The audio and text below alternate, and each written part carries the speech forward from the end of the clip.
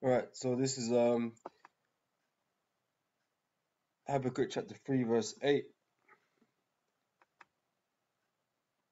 Okay, because like I've been saying, man, these chariots, when the time comes, man, they're not going to be just doing these more, how should I put it, minor tasks to do, man. Okay, because they're gonna fulfill the purpose of destroying this place, man.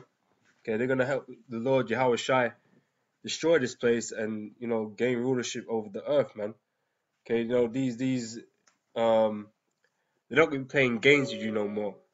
Is basically what I'm trying to say. They're not gonna appear and disappear and have you chasing them and looking at crop circles and all that kind of stuff. Looking at you know uh your cattle, thinking, oh, what the hell could have done this? Okay, because in that day everything's gonna become apparent, man. Okay, and they're gonna manifest themselves, man, and they ain't gonna be you know they ain't gonna be chased by nothing. They ain't gonna be there ain't gonna be no questions, man. It's gonna be something like what you see at a war of the worlds, man. Because the Lord's anger is so fierce right now, man. Okay, the destruction that these chariots and the Lord are gonna bring, man, as if the Lord was pissed off of everything in this place, man. Okay, literally everything, like the waters, like this is what it's gonna go into, man. Okay, so I'm just gonna read it. So this is Habakkuk 3 and 8. It says, was the Lord displeased against the rivers? Was thine anger against the rivers? Was thy wrath against the sea, that thou didst ride upon thine horses and thy chariots of salvation? Okay, because these chariots are going to be destroying every damn thing. Okay, drying up waters, destroying birds, cattle. Like the article mentioned about the dying birds and stuff like that, man. The Lord is going to really let his wrath out on this place. Okay, because really this whole place needs to be cleansed anyway. So, the only way to do that, man, is to press that reset button, man, and bring things to its death, its end. Okay, because everything's polluted out here, man. Okay, you people forget that the Lord had already done flood this place once and killed everything that was in it, bar the creatures, the few two by two creatures, and and the cattle and stuff like that. Okay, and Noah and his sons and their wives. Okay, but he already done destroyed the earth and everything in it. Okay, to cleanse the earth and to start again. So this is the scripture calls it the second death. Okay, the Lord's gonna press that reset button all over again, man, so we can start alright. Okay, and this time it ain't gonna go. It's not gonna go back into depravity, man, and all this wickedness that we see upon the earth today, man. Okay, a righteous kingdom is gonna be established. Okay, and Yahweh Shai King, you know, he's the head of that, man. Okay, and the righteousness is gonna go out forever throughout the earth, man, under our rulership. Okay, these heathens are gonna follow suit. Okay, uh, all right. Okay, let's jump back into the article quickly. All right. It says here, it's like he revealed previously unseen files documenting the accounts of witnesses whose cars were affected in and around Warminster. These included August 20th, 1965, a couple on a motorcycle felt its stall as two white spheres of light hovered overhead, changing color. October 8th, 1965, it's like 12:25 a.m. A woman driving towards Warminster felt her car lose power after seeing a bright orange ball before the vehicle stopped. She then saw a dark object rise from a nearby field, sparkling red and blue, before the engine started up again. September 7th, 1965, Major William Hill's car cut out and was shaken by air vibrations. He got out and heard a whining, crackling noise. Okay, so like I said, man, in the last days, man, in the day of the Lord, okay, the angels ain't gonna be playing games like this, man. To fucking spook you out, man. Okay, they're actually gonna be obliterating you, man, turning you to dust. Okay, they're gonna come on the real offensive, man. You know, but They've been told to hold back right now. 1967, a businessman driving past Clay Hill felt his car become hot and heard a high-pitched noise before the engine failed. He got out and saw a glowing white disc overhead before it sped off. This is August 25th, 1975. A serviceman driving near Warminster reported to a police patrol that his car malfunctioned after seeing a bright red light in the sky.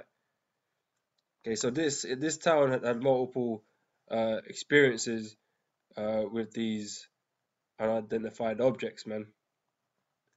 Okay, no, that's why this case was a bit special at the time. You know, all these weird things happening in one town, man. Okay, you know, frequently. Okay. Here it says Kevin Goodman, another UFO enthusiast who spent prolonged periods in the 1970s investigating the Warminster mystery, later wrote the book Cradle of Contact about his and other researchers' experiences. At Cradle Hill in Easter 1977, he saw something that left his jaw hanging. He said these four red lights evenly spaced apart. They flew over the top of the hill and Battlesby Barracks, where they stopped and hung there for about a minute. Then one shot out of the sky at a 90-degree angle at great speed before it was followed a minute or two later by the other three. Okay, then that's another thing as well, man. You know, these chariots, man. They're not bound by the laws of Earth, man. Yeah, these are spiritual vessels, man. Spiritual vehicles. Okay, they defy what is considered normal in this realm on Earth, man. Okay, we got laws and physics and stuff like that. You know, things abide by, but not the chariots, man. They can do things like turn at 90-degree angles at speed, man. Okay, there don't have to be no curve for them to turn, man. Okay, they don't have to slow down or nothing like that. Okay, they can phase in and phase out of materials, man. It ain't nothing, man. Okay, they have a distinct advantage of anything that's down here, man. Okay, such as their power. Okay. So he also described recording noises like a thudding heartbeat on tapes, although they have since been lost. Tape recordings made at Cradle Hill picked up noises which some later dismissed as just electromagnetic energy being caught. But he told the conference the same noise was recorded inside a 16-foot deep concrete grain silo nearby, which had concrete walls over 3 feet deep, meaning such energies would not have been able to penetrate. Okay, so people making their voices their heard, man, of what was happening in their town.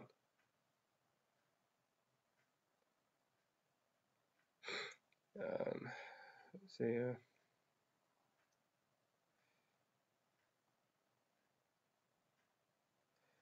Okay, so another of those hoping that they would finally get an answer for the outbreak of unexplained events in Warminster was Army veteran Roy Stewart.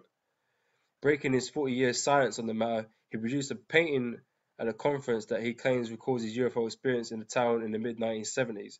He said, "I've been working nights and was coming home about 2 a.m. when there was this bright sphere almost above my head and it moved with me." Says Mr. Stewart said he ran to get his wife so she could see the object that he claimed moved with him, but it was gone by the time he got her. He added, "I told my colleagues at work and they just laughed at me. So I never told anyone else, and I was never interviewed about it." Okay. Says,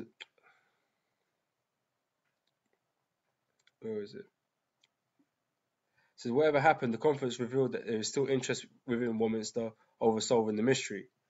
A group are now planning more skywatches from Cradle Hill in hope of finally discovering the identity of the Warminster thing. Okay, so that was the whole article there. Okay, but like I said, man, these things have been occurring more and more in other places in the world, man. Okay, worldwide. Okay, the angels are relentlessly showing up on the scene, fucking with people's spirits, man. Okay, bringing terror. Okay, because that's what they're gonna do. They're gonna when they come ready for battle when it's wartime. They're gonna bring terror upon the enemies, man. Okay, the Lord's enemies, our enemies, man. Okay, they're gonna bring terror. Okay. Um, this is Acts chapter 1 verse 9. Okay, and it reads here.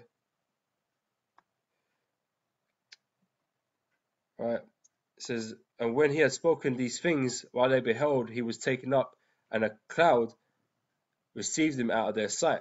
Okay, this is talking about the Lord, man, how he was, taken up into a cloud. Okay, which is referring to a chariot. Okay,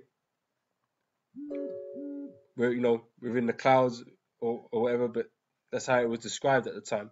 Okay, but it was being received up into a chariot. Okay, so then while they looked steadfastly toward heaven as he went up, behold, two men stood by them in white apparel, which also said, Ye men of Galilee, why stand ye gazing up into heaven? This same Yahushua which is taken up from you into heaven shall come in like manner as ye have seen him go into heaven. Okay, meaning the Lord will come back in a cloud, man, in a chariot. Okay, that's how the Lord was going to make his return, man. Okay, with the angels. Okay, this is Revelation chapter 1 verse 7.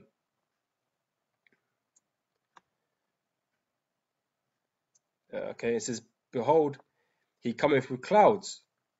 Okay, so we just read in Acts that he was going to come, he's going to return in a cloud, man. And Revelation chapter 1 verse 7 tells you he cometh with clouds. Okay, so not only is he coming back in the cloud, but he's coming with other clouds, man. Okay, other chariots. Okay, to do what? Okay, to bring destruction upon the earth. Okay, and it goes on to say, and every eye shall see him, and they also which pierced him, and all kindreds of the earth shall wail because of him. Why are these people going to be wailing, man? Because the Lord's coming back with the host of heaven, man. The angel and the chariots to bring destruction upon the earth, man. That's why they're going to be wailing. Okay?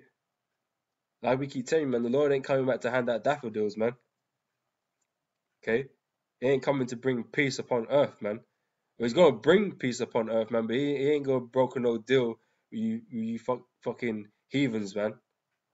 Okay, and you wicked ass Jake out there, man. Okay, the peace ain't coming for you right now, man. Okay, you'll get put to death and enslaved. Okay, you heathens, man. Okay. This is Second Ezra chapter 3. It's like chapter 13, verse 3.